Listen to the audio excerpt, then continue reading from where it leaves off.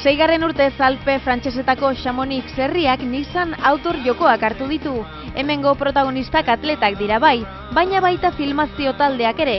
Oraintxe ulertuko duzu zergatik.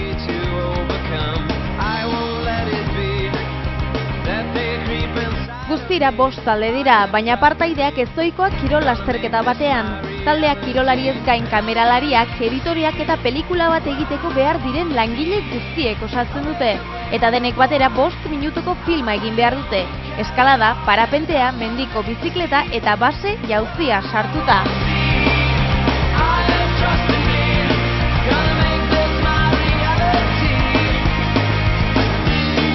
Irudiak hartzeko astebete baino ez dago eta erronka ez da edo zelakoa. Ikusleak begira eta kirolariz eta ikusentzunezko teknikariz osatutako epaimahaiak lana ikuskatu bitartean jardun beharra dago. Saria berriz, 32.000 euro.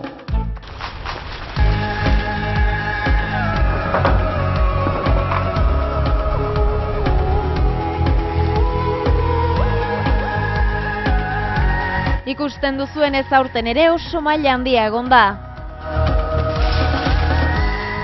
Argazki onenaren saria Oseben talde frantsesak irabazi zuen eta akzio sekuentziarena Golgoz talde finlandiarrak. Film irabazlea berriz Golden Pika Argon talde austriarrak egindakoa.